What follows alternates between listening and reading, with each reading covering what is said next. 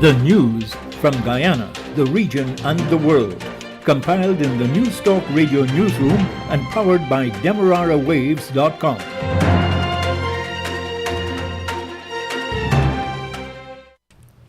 The news comes to you with the compliments of Eureka Medical Laboratories. With the news at this time, I am Tiana Jordan. A very good morning to you. First, the lead stories. President Irfan Ali on Wednesday announced that members of the Guyana Defense Force and other joint services would get a 1-month tax-free salary as a bonus. In the wake of concerns by the Guyana Bar Association, Local Government Minister Nigel Dharamlal Wednesday afternoon withdrew his call for the Chancellor of the Judiciary, Yonet Cummings, and Justice of Appeal Don Gregory to be removed. Local Government Minister Nigel Dharamlal has come under fire from the opposition People's National Congress Reform for calling for the Chancellor of the Judiciary, Yonet Cummings, and Justice of Appeal Don Gregory to be removed. The Guyana government is heading to the Caribbean Court of Justice to appeal the local Court of Appeal's decision on jurisdiction to hear an aspect of an election petition decision. The Minister of Health is predicting a spike in COVID cases over the Christmas season as businesses relax vaccination requirements required by law to stem the spread of COVID. In regional news, journalists, media workers, members and non-members in Suriname have protested the treatment of a colleague by the country's vice president at the Parliament building. And for the international news, we'll bring you the latest from the BBC World Service. The details of these and other stories will be coming up right here in just a moment. A COVID-19 PCR test is now mandatory for many routine activities, including travel and return to work purposes. At Eureka, our trained and experienced staff will ensure confidentiality while your test is conducted in a professional and timely manner, which results in just 48 hours. So the next time you require an efficient and hassle-free PCR COVID-19 test, call 624-8378, 608-8378, or 623-7233 to schedule your appointment. You can also ask about our house call testing service. And now the news in detail. President Irfan Ali on Wednesday announced that members of the Guyana Defense Force and other joint services would get a 1-month tax-free salary as a bonus. The announcement was made at the Christmas lunch organized for ranks of the Guyana Defense Force at the GDF's headquarters base in Ghana. Last year, we returned 2 weeks bonus. This year, we are returning the full month tax-free bonus to you. This year, we are returning the full month tax-free bonus to you. The president even took a thinly veiled swipe at the then APNU plus AFC administration for scrapping it over the past 5 years. We are not returning the 1-month tax-free bonus for any other reason but because you deserve it. Because you work hard for it. And for those in our society who believe you can just take things away and who believe that you can take things away from the soldier, I challenge them to go and spend a year in some of the locations and live the life you do in protection of your country. Then Minister of Finance Winston Jordan had urged the security forces to cease yearning for bonuses because they rob them of salary increases, which are permanent and long-term and help to determine the size of their pensions. While the People's Progressive Party administration had only mustered a 2 weeks bonus last year, the president says that it's now a full month's salary again. Meanwhile, President Ali highlighted that his administration has been spending large sums of money on recapitalizing the GDF and creating opportunities for them to study remotely online at any of the military bases across Guyana to prepare them to pursue other careers after leaving the GDF. The president says a number of Guyanese soldiers are in India pursuing studies on the scholarship program from the Indian government.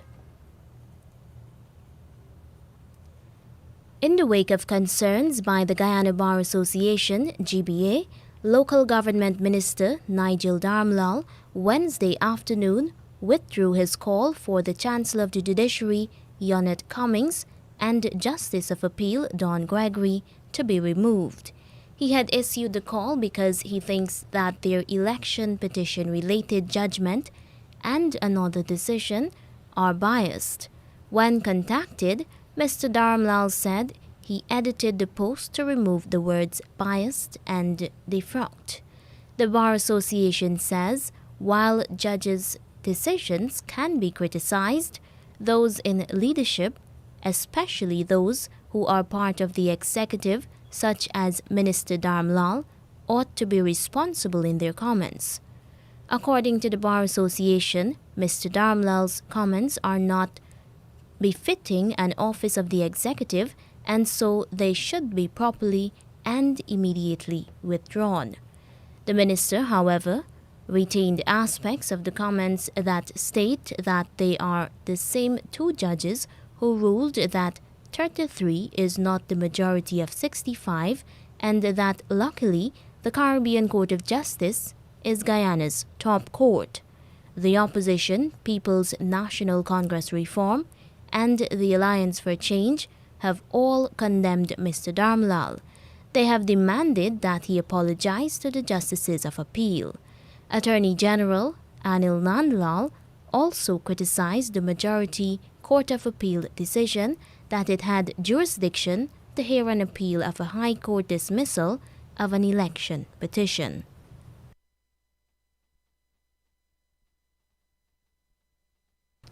Attorney General Anil Nandlal says the government will be going to the Caribbean Court of Justice, CCJ, to appeal a decision by the Guyana Court of Appeal concerning an election petition. What is the next step is that the government will appeal the decision. We have asked the court to stay its hands until we make the necessary, or rather take the necessary steps going forward in the hierarchical structure of our judiciary. The court was kind enough to accept our application and has agreed that it will stay its hands. The local Court of Appeal yesterday ruled that it has a jurisdiction to hear whether the High Court had rightfully dismissed an election petition because the time had passed for service of court documents. The High Court dismissed the petition by a Partnership for National Unity plus Alliance for Change because the representative of the coalition's list of candidates did not file court documents in keeping with strict deadlines. If Mr. Jagdeo does not appeal the matter to the CCJ and the Guyana Court of Appeal rules in favor of the petitioners, it means that the petition will be sent back to the High Court for a hearing and determination. Attorney General Anil Nandlal had maintained throughout that the dismissal of an election petition could not be appealed. Leader of the People's National Congress Reform, PNCR, Aubrey Norton, on Wednesday held firmly to his position that the Private Sector Commission, PSC, is politically biased. Unfortunately, this wider concept of the private sector has been reduced to a private sector commission, which is not at all reflective of the Guyanese private sector. It is my sincere hope that we move towards a wider, more representative private sector, rather than one that is politically affiliated and purporting to represent the private sector in Guyana. The private sector involves all businesses operating in Guyana. Private sector institutions should reflect that reality. The PNCR leader was speaking at the Seven Ponds Place of Heroes Botanical Gardens at the tomb to mark the 21st death anniversary of the PNCR's second leader, Hugh Desmond Hoyt. The PNCR leader did not react directly to the PSC's statement on Tuesday, in which it said his contention that it was politically biased seemed to be as a result of its stance against efforts by a Partnership for National Unity plus Alliance for Change to rig the March 2020 elections. The coalition had months ago deemed the PSC a stooge of the People's Progressive Party. The PSC, which has a governance subcommittee, had criticized the multiple declarations of results of the polls in favor of APNU plus AFC. Representatives of the PSC had observed the national vote recount, which had been the basis for the PPP having been declared the winner. The coalition continues to maintain that the elections were rigged, while the PPP had international observers have insisted that efforts had been made to rig the polls.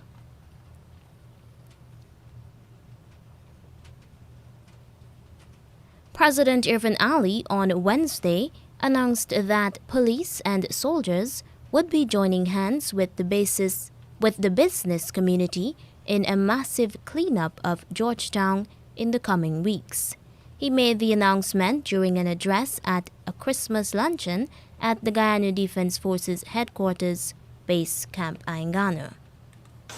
I spoke with the Chief of Staff and the Commissioner of Police, and I told them, here in Georgetown, we are not going to go through the new year with the city looking the way it is in terms of cleanliness. And we are going to lead by example by launching with the private sector a massive cleanup of the city. We will show them by our example that we can do it. And if we can do it as a people, then those who are in the leadership position, whether at the NDC, the town council, or the city council, they must follow with their leadership in keeping it the way we will hand it to them. Georgetown's city administration, sometimes with assistance from the private sector, has been struggling to clean up the streets, drains, and alleyways of large quantities of solid waste in commercial and residential areas. This is compounded by poor waste disposal by people in the city. The head of the Solid Waste Management Department of City Hall, Walton Arine, had expressed concern that the street dwellers scatter garbage from receptacles or leave food boxes and cups on the streets after usage. He had also said that foreign shoppers wantonly dispose of clothing wrappers in commercial Georgetown, adding to the waste buildup. There is also poor condition between drainage cleaning and waste collection. The Minister of Health is predicting a spike in COVID cases over the Christmas seasons as businesses relax vaccination requirements, which are required by law to stem the spread of COVID. Health Minister Dr. Frank Anthony, during his daily COVID update on Wednesday, says businesses are flouting the requirement, which will contribute to spreading COVID.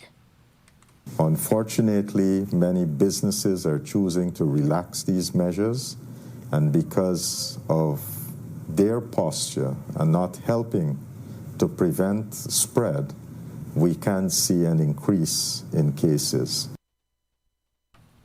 The health minister says to control the spread of COVID in Guyana, it must be a personal responsibility. This is not a job for the Ministry of Health alone. This is for everyone in the country. If you want to see a reduction in cases, if you want to see a reduction in hospitalization, if you want to see a reduction in deaths, then all of us must be involved. All of us must take personal responsibility, and all of us must do what is right. It is not necessary to go to all these places just to hang out. It's not necessary. We need to be more responsible, and once we do the responsible thing, we'll be able to cope with the virus in the country. Guyana is still unable to test for strains of variants present here.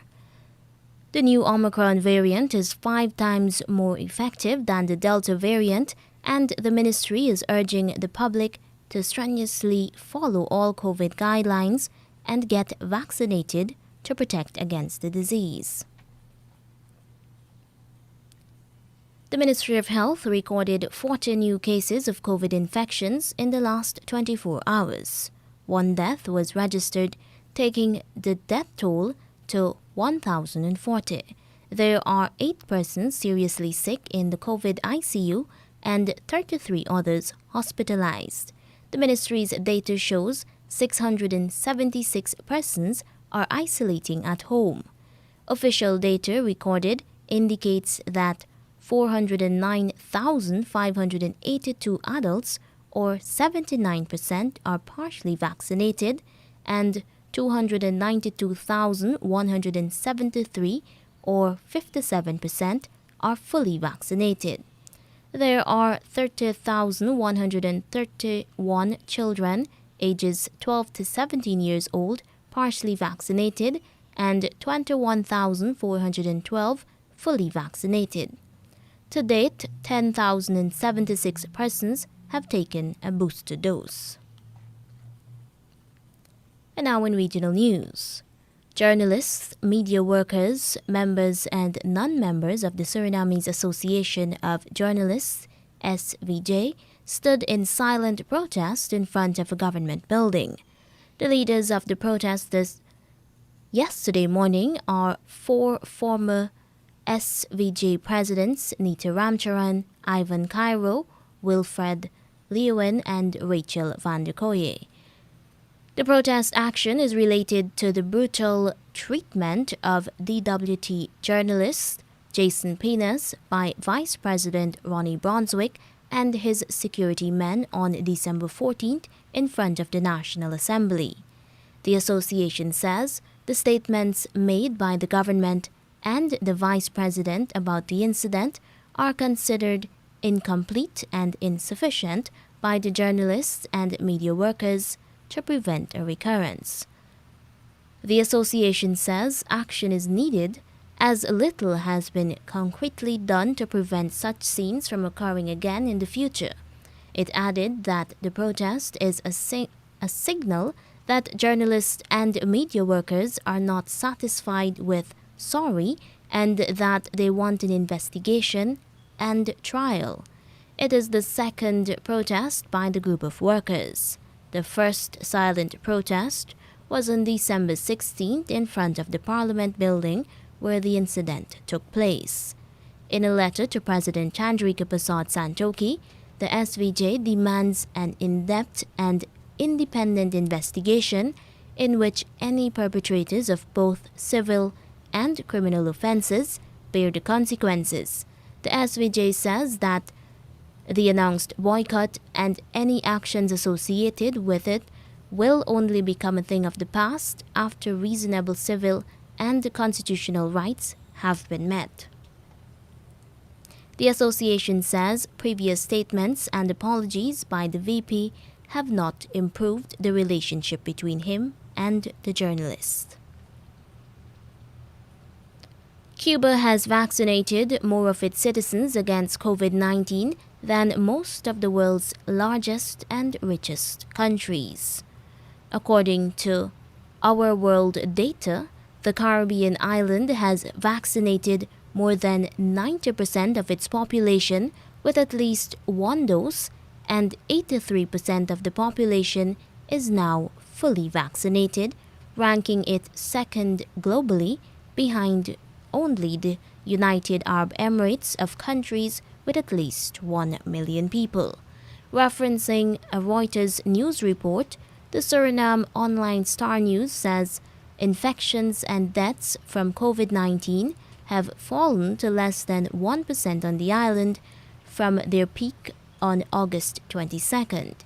It says nearly all Cuban children aged 2 to 18 have now been vaccinated with the Cuban-made vaccines. According to Reuters witnesses, schools have been reopened and foreign tourists are welcome.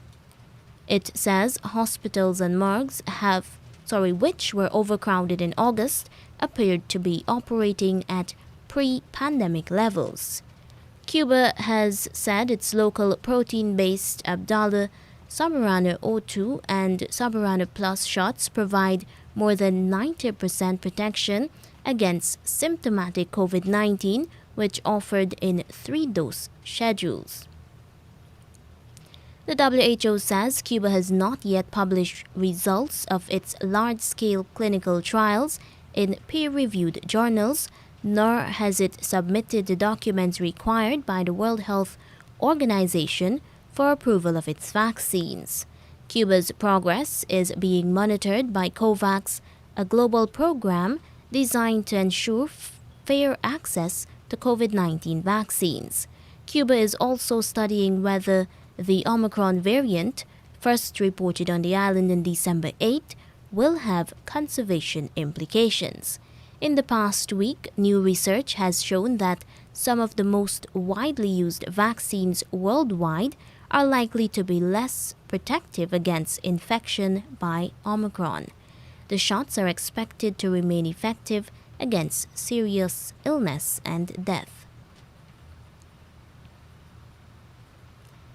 Minister of Public Administration Alison West said on Tuesday that her ministry was drafting a plan to keep running in the event of a furlough of unvaccinated government workers. The minister is hopeful that more public service workers will get the vaccine offered as protection against COVID-19. According to Trinidad Newsday, Minister Alison West confirmed that the government has a backup plan to run the public service in case the Prime Minister's threat on Saturday to furlough unvaccinated workers creates staff shortages. Newsday has reported that the public administration has not ruled out the involvement of the private sector as part of its backup plan.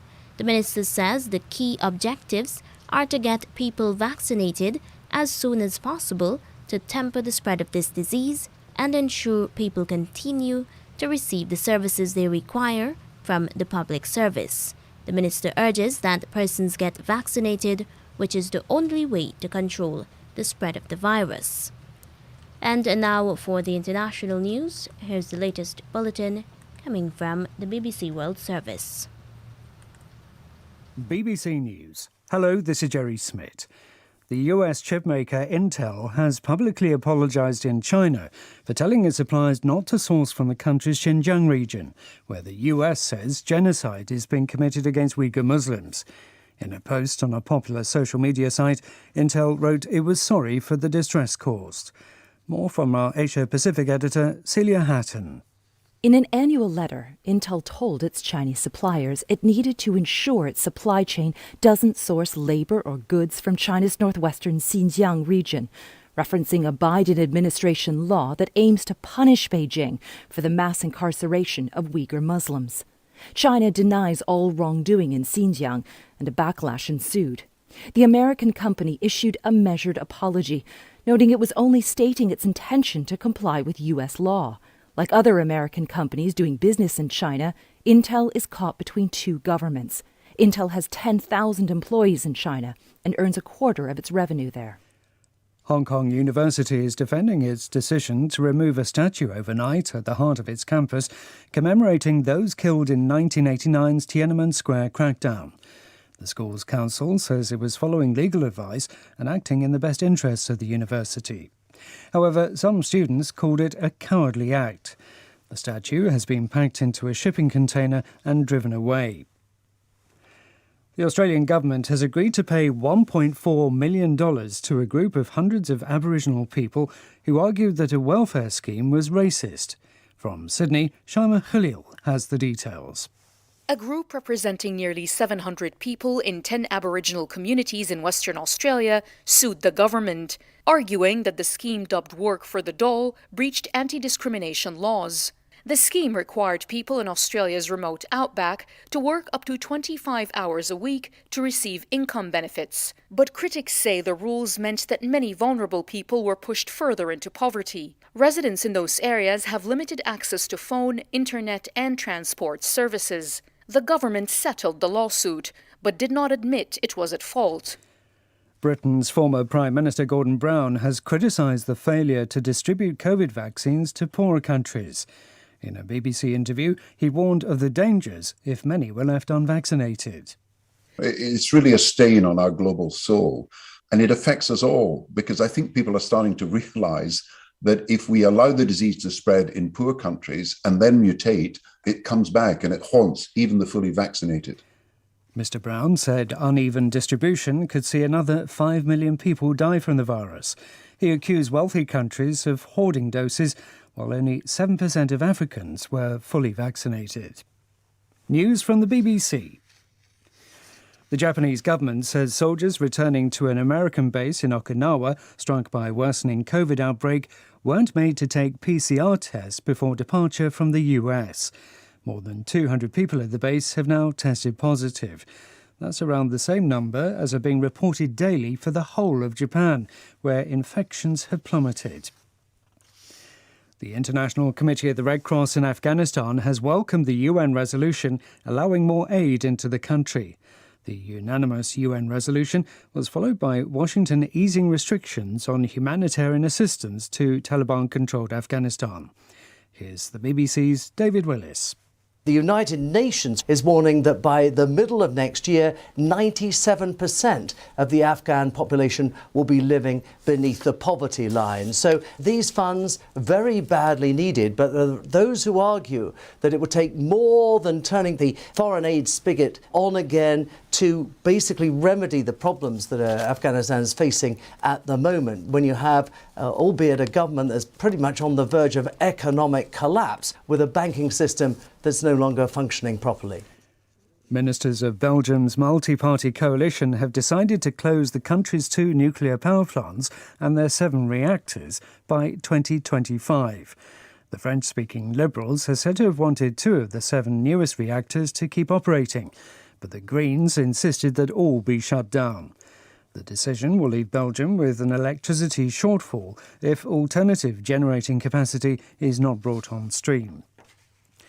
Women's groups in Sudan say they'll take to the streets later to protest against the sexual assault of demonstrators in Khartoum last weekend. The UN Rights Office says it's been told that the security forces raped or gang-raped 13 women and girls. BBC News. The news came to you with the compliments of Eureka Medical Laboratories. Don't let the fear of contracting the coronavirus disease deter you from seeking the medical care you need. At Eureka Labs, we ensure the safety of our clients and staff with our rigid sanitization routine. This involves the use of ultraviolet lights to effectively rid the air and all surfaces of viruses and bacteria that may be present throughout the lab daily. The light works to rapidly inactivate microorganisms through a physical process that is invisible to human eye. So the next time you need a checkup, don't hesitate to give us a call on 225-7574 to schedule your appointment.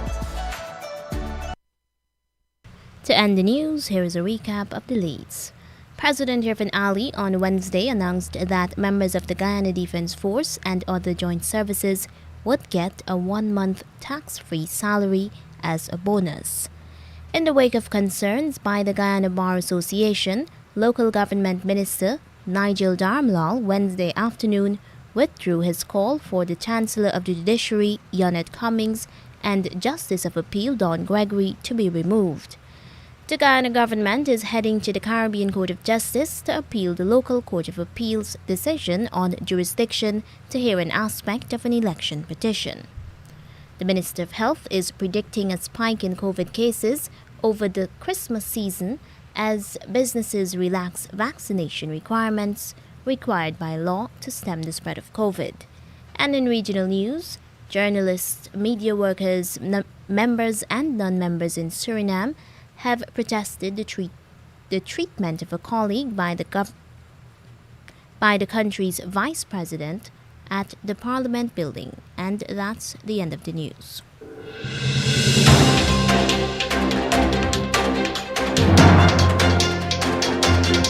This has been the news, compiled in the News Talk Radio Newsroom.